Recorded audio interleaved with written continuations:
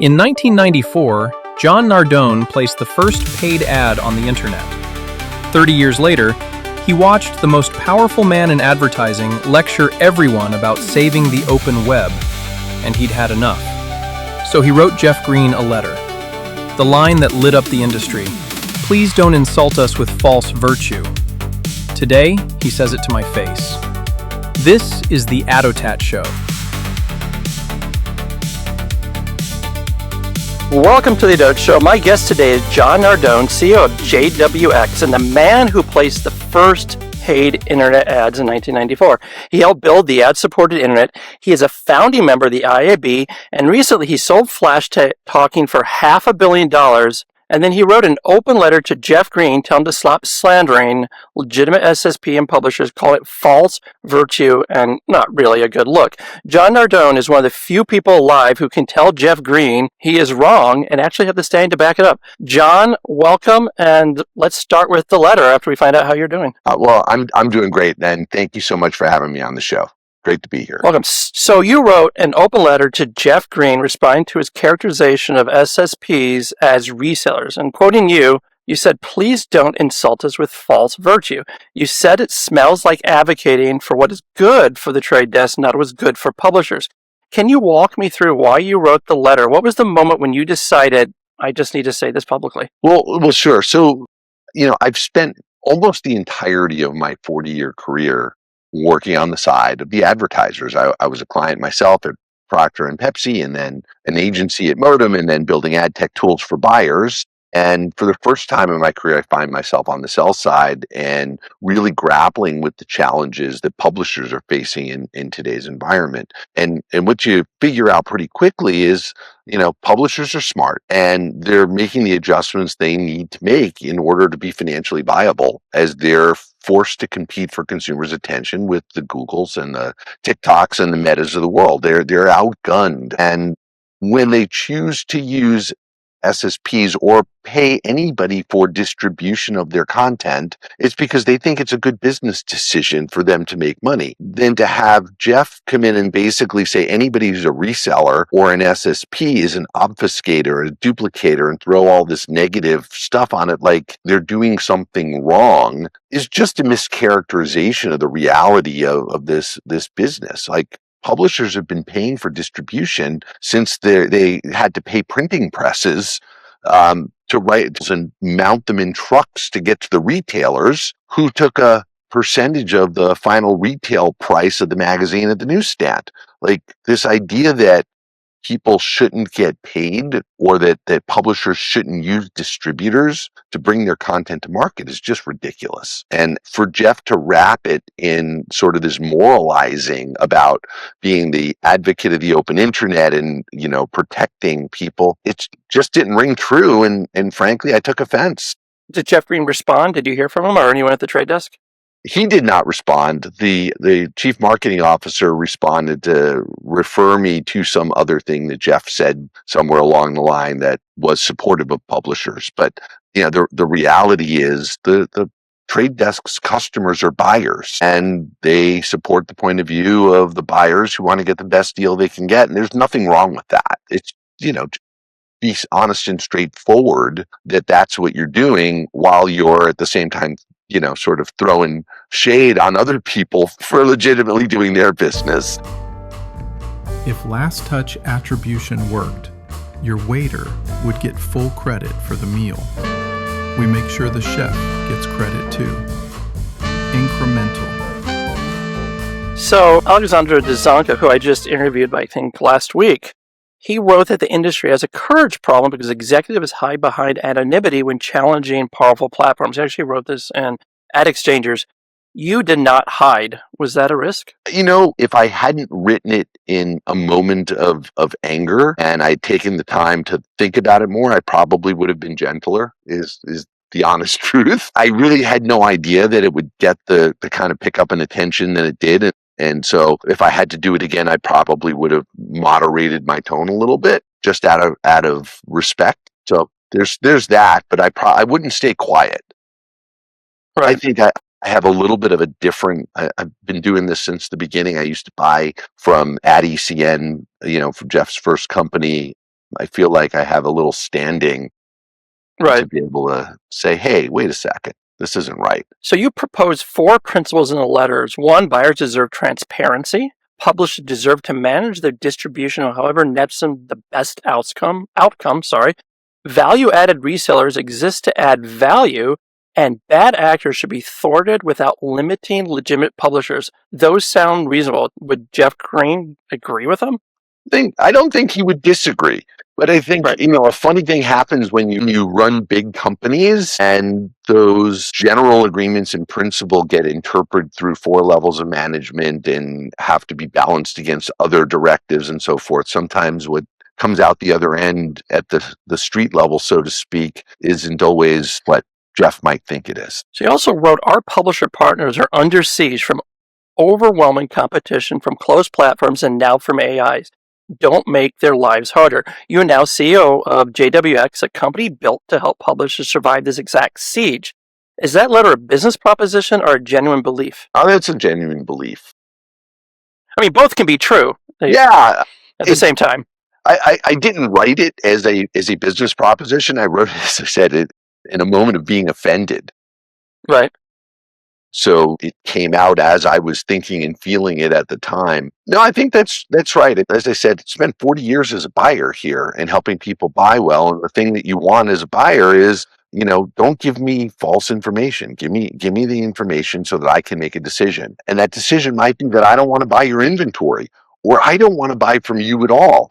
And that's right. legitimate, right? Where we get into problems is when people misrepresent who they are, their identity, so I don't know who I'm buying from, or the information that they're providing about the inventory is false or not honest. And there's unfortunately enough of that you now need third parties like IAS and Double Verify who can come in to verify that the information that you're being given is actually true.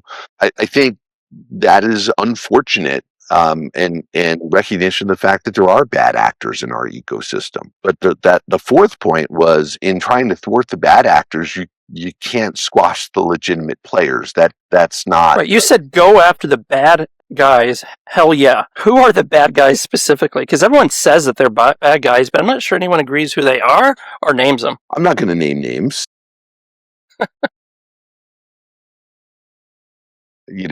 That's not necessary because It'll be more general. What are we talking about? A good percentage of the SSPs, DSPs? Yeah, look, I think anybody who misrepresents what they're actually doing, there was a moment when all of a sudden there was made for advertising. Advertisers magically discovered that there were all these sites that were not really creating any content, just sort of stacking links on top of links. And when you get into that, the consumer wasn't really looking at anything. They were just being forced to click through a series of links. And at each point, it would register 5 ad views. That's deceptive. That's fraudulent. You shouldn't do that. And the industry's gotten hip to that and largely cleaned that up, I think. So Lotan Karma, another ADOTAT guest, he said that the industry has stopped distinguishing between value adders and value extractors. He's saying the same thing you are. Is the solution a taxonomy, a certification, or just better data? I think it's educated buyers, because I don't think it's that hard if you want to do a little work to figure out who you want to buy from and what's legitimate. I think part of the problem is people are lazy.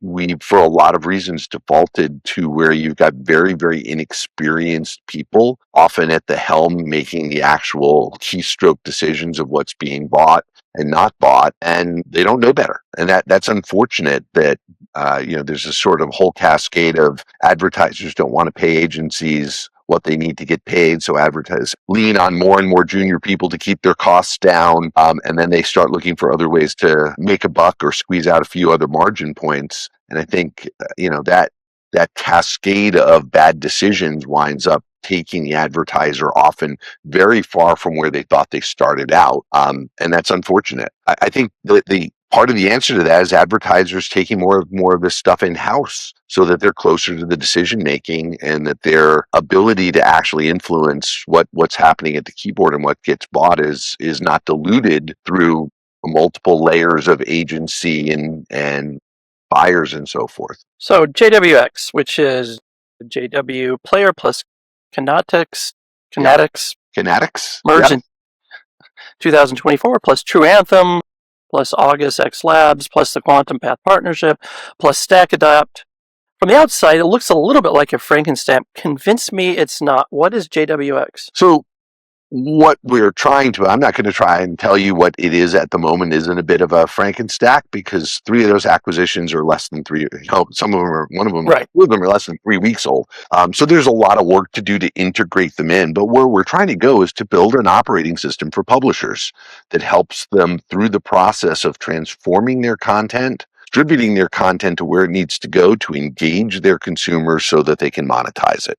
And those are processes now that exist at most publishers across multiple departments. Some of them are being done well. Some of them, the publishers will admit, are not being done so well because they don't have the people, the staff, or the tools to do it well. And so we're trying to smooth that process for them, give them the tools to be able to accomplish that more efficiently. There's been this sort of long-term slow decline of traffic to the open web as consumers spend more and more time on TikTok and Reels and YouTube. And then all of a sudden, with the AI summaries being put at the top of the Google search results, traffic really fell off the table. And so the result of that is, for so many publishers, even the big guys, there's been one round of riffs after another, and increasingly publishers find themselves in a place where they can't staff basic functions. They can't staff their ad ops team, can't staff a programmatic team, they can't staff a social team. So they need tools to make that work now with far less people than they had a few years ago. So True Anthem does 1 million social posts a month, double-digit to near triple-digit social traffic lifts. You essentially prove that human social teams are the bottleneck. When you automate social distribution, traffic jumps 80% in 90 days. It seems to me that humans were the latency tax. Do you say that to publishers? Because that's kind of a hard thing to hear. You know what? I don't have to say it. Publishers know it. It's so funny. Talking to even large publishers, they'll say, yeah, I got 4 people and my social team just cutting up content all day long and trying to get it out there, and Right. And they can't do enough. So we post once a day, and we're only posting on the big platforms, and we really don't know anybody. We don't really have anybody on staff who really knows how to monetize on YouTube. But what are we to do? This is all the resources that we can afford. As it happened, a lot of our JW and Kinetics publishers were already using Chris Hart's company to get his name out there, because he's Right. fabulous. And so we saw the great work that they were doing with the Associated Press and Bloomberg and some of these big publishers who have a lot of content to push out there. And, it's not just a human problem of how much can we push out, but what's the right content to push out. And one of the things that True Anthem does really well is sort of score the content based on its likelihood to be viral across any of the different social platforms, and recommendations of, oh, this is the right piece of content that you might want to post to Reels, but this is a good piece of content for TikTok. So providing that intelligence is really helpful, and also understanding what content is trending from your competitor publishers. So there's a competitive intelligence module that allows you as a publisher to say, well, here are other publishers that are in my space, or I might see as competitors, and now I can track what they're posting and is getting traction in the social channel. So I can say, maybe I should do an article about that. Right. The intelligence is an important part of it. So Quantum Path is a agentic layer that you guys are now working with that lets traders manage 5 to 10 times more campaigns across multiple DSPs with fewer errors. You wrote you are building a control tower next to the trade desk and the holding companies. Does the trade desk know about Quantum Path? Are they comfortable with someone building an orchestration level on top of that? Well, I mean, they provide the APIs, so we have to assume that they're comfortable with it. Right. But, this is going back to my years as a buyer, right? Here's the reality of things. Nobody uses one DSP. As much as, each of the big DSPs will try to position that they're the one-stop shop, the reality is there's, if you want Walmart retail media inventory, you have to use the trade desk. If you want Amazon Prime inventory, you got to use Amazon. If you want YouTube, you have to use Google. And so everybody runs multiple DSPs. That's the reality of it. And that means, especially if you're a small or a mid-size agency, that's a lot of people who have to have expertise in all of these Right. different platforms. Now, And often just expertise in pushing buttons. Well, that's right. And they're not all the same. Conceptually, they're similar, but when you get down into how you actually construct a campaign and what the hierarchies are and what data is available, there's some meaningful differences. So now you're again trusting a 23-year-old media planner in a lot of cases to interpret a brief and figure out, well, how does that get expressed in each of these platforms? And AI just makes that unnecessary now. The intelligence is in the AI. You can set up your business rules and your logic up at the top, and that the AI can do the translation of your strategy and push that down into the platforms and just make it a whole lot easier. So I'm really interested in this vertical video. It's a JavaScript snippet that drops into a TikTok-style swipeable feeds onto a publisher's own site using AI to reformat their archive into vertical monetizable video. You're essentially saying stop renting land on TikTok with a 45% rev share, build a scroll on your own property. But is that actually realistic? Because TikTok has the algorithm and publishers don't. No, you're not really competing with TikTok. But the point is that you've got a whole generation of consumers who have been trained to consume content in a certain form factor. And there's a scroll here, a thumb scroll that allows you to go through that content. And whether or not you've got the algorithm, that's what increasingly consumers are comfortable with in terms of the format consumption. So give them the content in the format they're used to and that they like. It's very simple, give the customer what they want. You also say you have 21 billion monthly signals from your video infrastructure. You told StackAdapt that these signals transform video advertising from an awareness play to performance channel. Can you explain what those signals are? And what do you know about a viewer that YouTube might not? Well, we've got code on the page across current number 1,700 websites across the internet. Any big names that you're allowed to use? If I pick off 2 or 3, the ones that I don't mention are going to be upset. Are going to be upset. All right. Yeah. Name brand premium publishers across the internet. JW is the first web video player, and that when Jerome invented it in 2004, a lot of publishers, that was the only way to get video content on the web, and we benefit from that sort of legacy position with a lot of publishers. But the nature of that player is that we can see everything that a consumer interacts with the player, the hover time, the video completes, and importantly, the context into which the ad is inserted. And that's because JW wasn't an ad company, it's a true infrastructure company. And so it's not the ads that we're playing, it's the actual content that the ads are being inserted into. And so unless you can magically see into the publisher's CMS, few people have access to that data.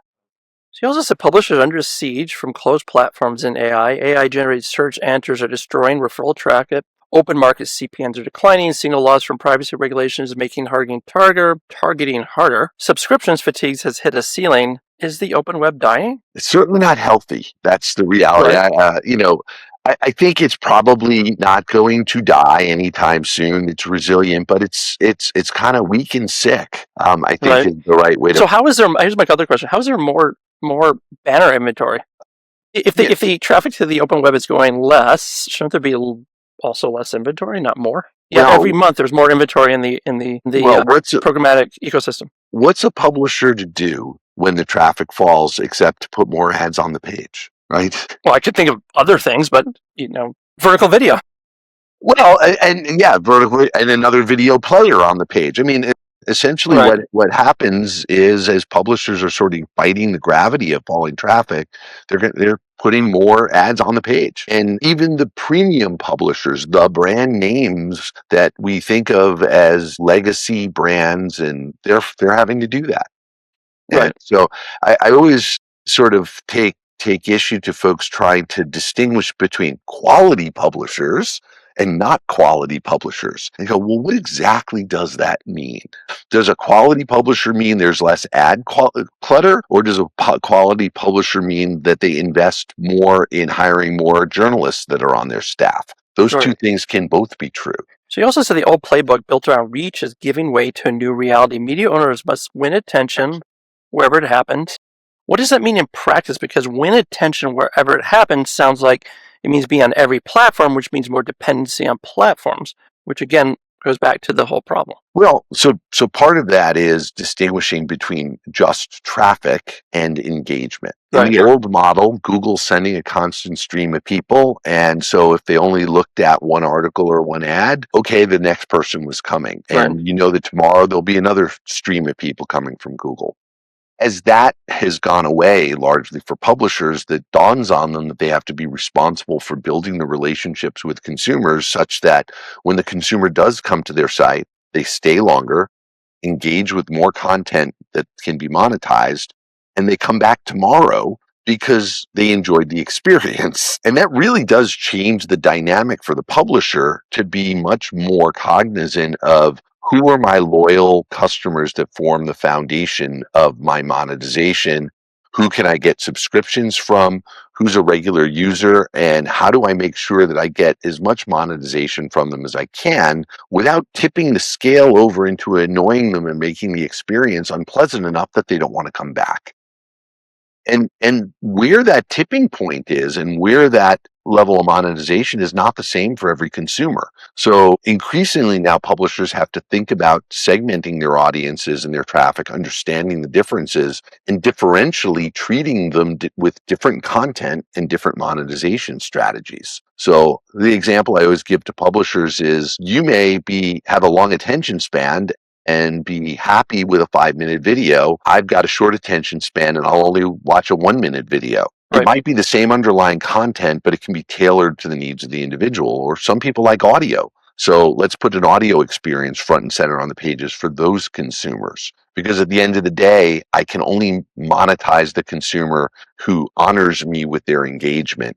And they're only going to honor me with the engagement if I give them the content that speaks to them in the format that they want. The corollary. Random other question. I want to talk go about the Google antitrust case briefly. Yeah. If Google is forced to divest part of its ad tech stack, what happens to Open Web? Is this good or bad for publishers? That remains to be seen, right? I think there's good aspects and bad aspects. If you detach those businesses from Google, they are still large businesses in the context of the open web, but they'll be forced to compete in a way that Google has never had to, because they won't be able to sort of take advantage of the massive scale advantages that Google has. So perhaps they will be more responsive and more innovative partners for publishers. An example would be, GAM hasn't had a lot of reason to innovate and is not known to be very responsive to publishers, because as long as they're connected to the pipe of demand for Google, publishers are hostage and can't go anywhere else. But if that link were broken and GAM had to compete on feature function as a standalone ad server, they'd probably be way more responsive to customers and way more innovative. So that could certainly be very, very helpful. So you're going to be a psychiatrist, it says. Then Bill Tragos, the T in TWA, who is your frat brother's father, and which fraternity was that? Beta Theta Pi at Duke University. Beta Theta Pi. Gave a talk at Duke and changed your entire career plan. What did Bill Tragos say that was so compelling that it derailed your medical career? He talked about understanding how people think and how they learn and how they make decisions. And the example that he used was this new vodka from Sweden that he just won the account to import called Absolut. And this is 1982 or 1983. Nobody had heard of Absolut. And then he puts the first Absolut ad up on the screen of the Absolut bottle with the halo above the bottle, and it says just absolute perfection. And it hit me like a truck that this was everything that made me interested in psychiatry in terms of how people learn and process information and make decisions, except I didn't have to go to medical school and I could make money at it. And it just seemed like, okay, this is for me. Do you tell this story to young people entering the industry? I do. I tell it to people all the time. It's really the most random origin story in ad tech. It really is. Well, I always tell it in the context of be open to opportunities and be open-minded, especially to my kids and the young friends of my kids, because I think kids today are hammered with this idea that you have to know what you want to do and you got to have a plan. And I think that that's great, but you also have to be open to serendipity because we don't know what we don't know when we're 18 years old. I could have had blinders on and just put my head down and charged to medical school, and I never would have had that exposure and that epiphany that frankly has made for a wonderful career. I've enjoyed, like, every day I've gotten to do what I've always wanted to do in this industry. So 1994 to media, the first paid internet ads. Can you walk through that moment? What did the first internet ad look like? Where did it run? And did anyone believe at that point become a $1 trillion industry? So the story of what happened, I had just been hired by Modem. And the reason they hired me was because they had won the Coors account, and I was working at Pepsi, and I had run the Stolichnaya business, which is a story in itself of why Pepsi owned Stolichnaya at the time. So had experience doing beverage alcohol and soft drinks, and here comes the Coors account, and what they won was the Zima business, which was like, I remember that. you remember that? It was clear beer, basically, right? The first seltzer. And so GM recruited me to take that job, and it's a story in and of itself, but I got there, and just a few weeks after I started, GM says, we got this opportunity to put an ad on Wired Magazine's new website. What do you think? Should we do that? And I'm like, sure, because I didn't know anything yet. So we went ahead and signed the insertion order, and then I had to figure out how to create an ad for the internet because there was nobody at Modem who knew how to write HTML. And so we actually outsourced that to Chan Su and Kyle Shannon, who became agency.com, which was one of the other sort of early digital agencies. So that first ad literally has many fathers because Modem placed the ad. I managed it and managed the client and figured out what the ad creative should be. But Kyle and Chan actually coded it. The other first ad that we at Modem also committed to at the same time was for AT&T. And that Jeff Dacus and Craig Canny wrote the code for, and they became Razorfish. So they also have a claim to the first ad on the internet. But what were the ads? They were static banners with a click through to a landing page. And the AT&T ad said, "Have you ever clicked your mouse right here?" And what was the click through rate? Do you know? Yeah, it was 48%. Those were the days. Yes, those were the days, and it was great because we were all figuring it out together. And the client on the other side of that AT&T ad was a lady named Perrianne Grignon. Lots of people in the industry. Perrianne retired a couple of years ago, but I was terrified every time I had to go to AT&T and present something because here's this woman who's buying, hundreds of millions of dollars of advertising across the ecosystem, and I was coming in with, okay, it's $15,000 for this ad on Wired Magazine. She became one of my mentors and ultimately one of my best friends in the industry, and then my client, and ultimately joined me at X+1. So I owe a lot to Perrianne, but she really taught me how to think about this stuff in media terms in those early days, which led to figuring out, okay, how do you price these ads? So I had Jerry Yang in my office in February or April of 1995 going, help me figure out how to price the ads on Yahoo. So it's great fun in those early days where everything was sort of new to be figured out and discovered. You also did the first standardized creative specs as a founding IAB board member. What did the first specs look like? Because today they're like a huge document. Yeah, there were 5 standard sizes in that first thing, and the standard banner was 468 by 60 pixels. And the 33 by something, the little one. Yeah, I don't. The button. You remember the button one? Yeah, there's a button. And everyone used to put the little buttons all over the side, like their what was it? The navigation bars. Yes, I remember that. What happened to navigation bars? Those were awesome. You do iframes, and you could have a navigation bar, and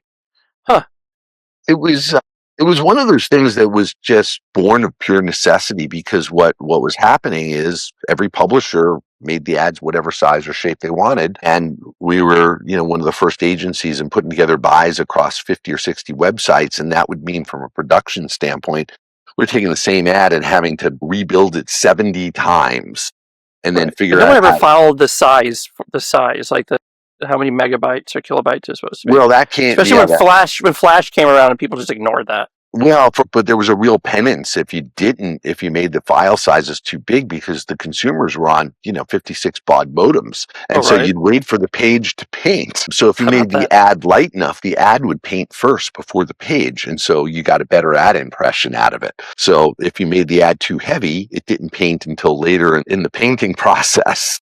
So that was one of the things we figured out early, is keep the ads really light, and the consumer would actually see it on screen longer. But these were born in necessity of trying to get to standards so that you didn't have to spend all your time in production. Ogilvy, 1988, Martin Sorrell staged a hostile takeover. You were there less than a year. American Express then left, and then hundreds of people were freed. You called it a crash course in the bipolar.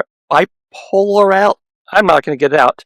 And how bipolar the ad industry is. So imagine I was a freshman in college. I see Bill Trago speak. I decide I want to be in advertising. This is the thing for me. You go read what's the seminal book at the time is Ogilvy on advertising. Oh my God, I got to go work Right. at Ogilvy and Mather. Like, that's my dream. And I go through undergrad. I go to business school to get an MBA because somebody told me I'd have a better chance of getting the job I want in an agency if I have an MBA. And I graduate from Duke with an MBA, and I get my job at Ogilvy and Mather. And I think, oh my God, I am just the shit. I got a plan. I've executed. 7 months into it, there's a hostile takeover. And the first thing Martin... What did you learn from that? What did that teach you? The first thing he does is fire 300 people. And then the next thing that Right. happens is the biggest account at the agency resigns in protest over it, and they fire another 300 people in the New York office. What just happened? Were you one of those people or no? No, I was not. I was Very not. lucky. I don't think I made enough money at that point to sort of make the cut list. Right. Were you Right. you were a media buyer? I was an account guy. Okay. I was So an probably account- not making much money at all. No. In It's fact, like, they start like 29, 28. I was making 35,000. I had an MBA. 35, a little bit more than I thought. 35, yeah. Yeah. So I went home to my wife, and it's like, this is crazy. This isn't what I signed up for. It's like, there's bodies all over the place. Everybody's crying in the hallways. Oh my God. And The boxes with the little plant in it. yeah. So one of her friends was a junior person at P&G, and she said, Colleen said P&G is looking for people. Why don't you call her? And so she got me an interview at P&G in the Connecticut office. They offered me a job the same day. And a few weeks later, I'm like, what was I thinking wanting to be at the agency? The client makes all the decisions. This is what I want to do. So moving a little bit, X+1, probably the most interesting story is you inherited what I call a proto DMP with one client, Delta. Well, I know I The didn't financial inherit crisis. I didn't inherit it with Delta. So when I took Oh, over, we didn't even have Delta then.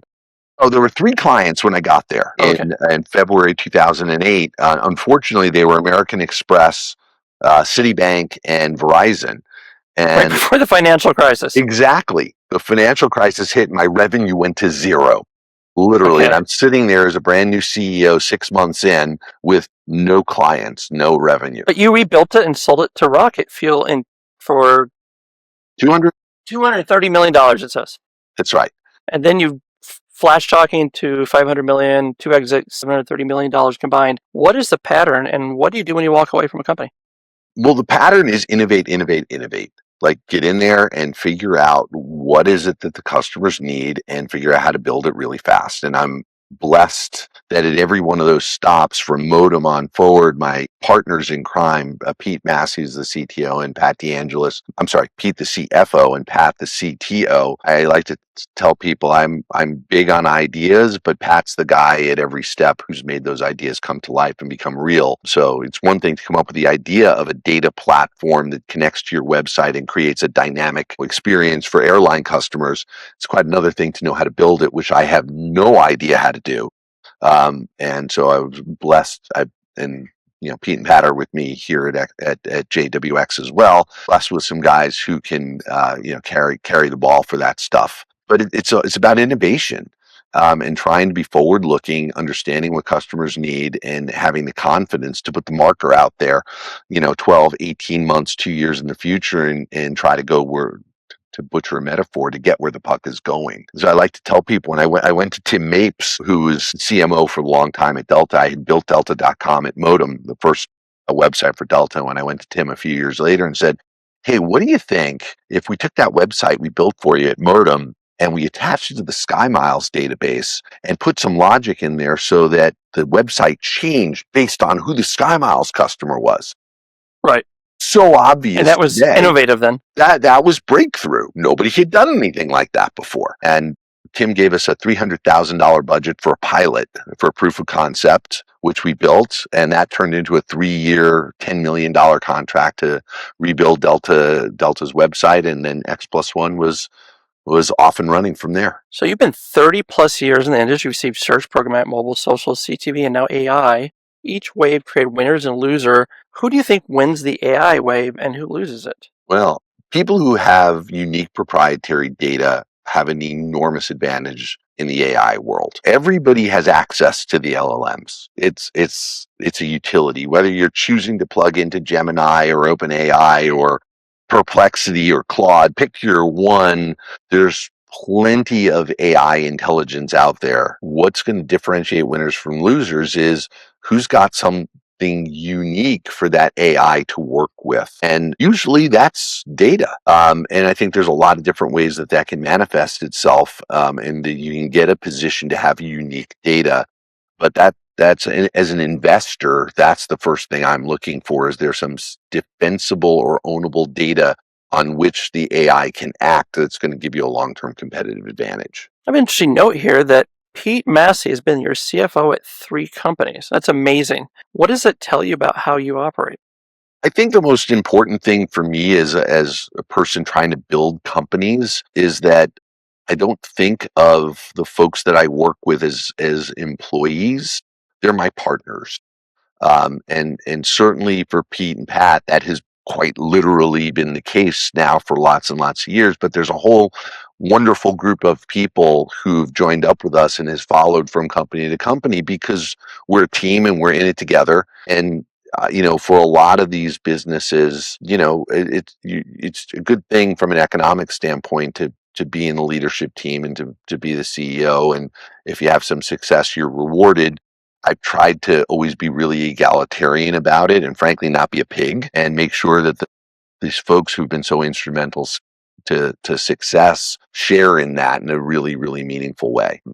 I think that's the most important thing, and that's integrity, honesty, transparency, and partnership. And I hope I live up to that. I try to hold myself to that every day in every interaction at every company that I'm with. Rapid fire, whatever comes to mind. The first internet ad versus the best internet ad you've ever seen. Flat versus interactive. Most overrated thing in advertising in 2026. Overrated in 26.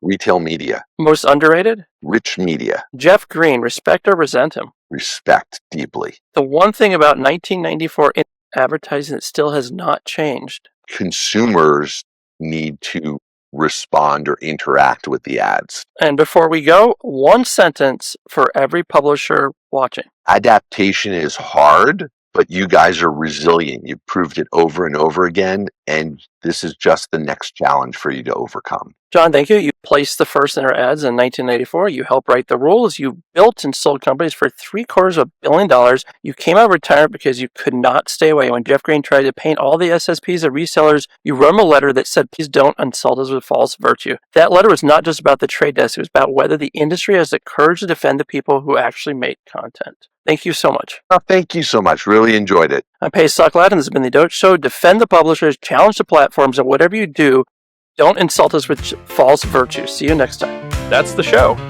Thank you to John Nardone for opening Season 9 by doing the thing nobody else will, putting his name on it. Go read the Jeff Green letter. It's a masterclass. This episode is brought to you by incremental.com because somebody in this industry should be able to prove what's actually incremental and what's just a chart that goes up. Revolutionary concept, measuring whether the thing worked. Go check them out. And by Troutman Amin LLP. The lawyers you want on speed dial in an industry where half the business models are one FTC inquiry away from a very bad afternoon. TCPA, compliance, the stuff that turns into a lawsuit while marketing's busy celebrating. Call them before you need them, not after. Follow the ADOTAT Show wherever you listen. Tell a friend who's still buying garbage inventory, and remember, Defend the publishers, challenge the platforms, and whatever you do, don't insult us with false virtue.